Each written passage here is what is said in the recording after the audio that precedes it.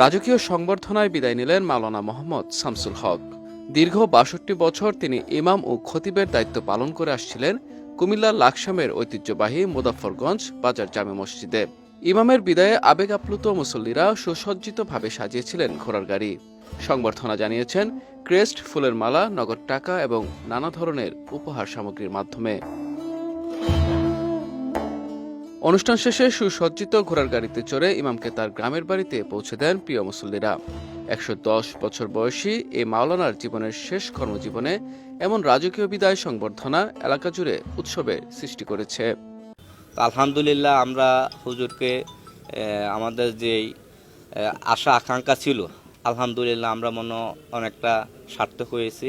তিনি আমাদের ৬২ বছরের এই মসজিদের ইমাম এবং খতিবের দায়িত্ব পালন করেছেন এবং তিনি মাদ্রাসায়ও অধ্যাপনা করেছেন বিধায় এই এলাকার সকল মানুষ, কেউ না ছাত্রছাত্রী, কেউ বা তার মুক্তাদি, আজকে তার বিদায়ী সংবর্ধনায় আমরা অত্যন্ত আনন্দিত যে ওনাকে আমরা ওনার জীবনের শেষ প্রান্তে ওনাকে সঠিক মর্যাদা দেওয়ার জন্য আমাদের যারা এই আয়োজন করেছেন তাদের সকলকে আমরা আন্তরিক ধন্যবাদ জানাই। আর আসলে আমাদের সমাজে তো আমরা বিভিন্ন জনের আমরা সম্বর্ধনা দিই, কিন্তু আসল তো যারা মসজিদ ইমাম সাহেব আছে বা একজন বড় মাদ্রাসার যারা শিক্ষকতা করে বা প্রিন্সিপাল আছে, এই সমস্ত লোকগুলির যদি আমরা সম্বর্ধনা দিই তাহলে ওরা এটা আরও আগায় আসতে। কর্মজীবনে দীর্ঘ ৬২ বছর মাওলানা মোহাম্মদ শামসুল হক এই মসজিদে ইমাম ও খতিব হিসেবে দায়িত্ব পালন করেছেন। পাশাপাশি তিনি মাদ্রাসায় শিক্ষকতা ও বিভিন্ন মাহফিলে বয়ান করতেন। স্থানীয় মুসল্লি, বাজারের ব্যবসায়ী ও মসজিদের আশেপাশের মানুষের হৃদয়ে ছিলেন তিনি।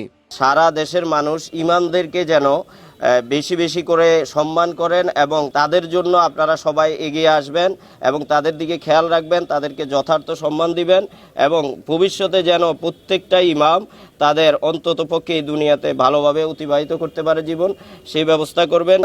আপনারা জানেন ইমামদের বেতন সর্বোচ্চ ৯,০০০, ১০,০০০ টাকা।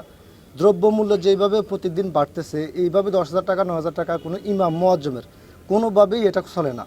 আমরা মেসেজটা দিচ্ছি এটাই, আপনারা সবাই সমাজে যারা সচেতন ব্যক্তি আছেন আপনারা এগিয়ে আসুন, ইমাম মুয়াজ্জমদের পাশে দাঁড়ান, তাদেরকে ওদের যে প্রাপ্য সম্মানটা সেটা আপনারা। এদিকে মাওলানা শামসুল হকও তার বিদায়ী বক্তব্যে মুসল্লিদের প্রতি কৃতজ্ঞতা জানিয়েছেন। তার প্রত্যাশা সমাজের সবাই নিঃস্বার্থভাবে মসজিদটির খেদমত করবেন। ব্যবস্থা করেছে, ওনাদেরকে আমি ধন্যবাদ জ্ঞাপন করছি এবং দোয়া করছি আল্লাহ তার দুনিয়াতে বলছি কোন ইবাদাল্লাহ ইখওয়ানা, তোমরা ভাতৃ বন্ধনে আবদ্ধ হইয়া বসবাস করো। আমরা সবাই যেন ভাতৃবন্ধন মিলেমিশি কাজ করতে পারেন। আজ থেকে ধরনের ভালোবাস হলে সবাই মিলেমিশি কাজ করবে, যেন আপনার কোনো বিভিন্নতা না হয়, মতনৈক্য না হয়। বড় বড় ছোট বড়কে যেন সম্মান করে, বড়রা যেন ছোটকে স্নেহ করে।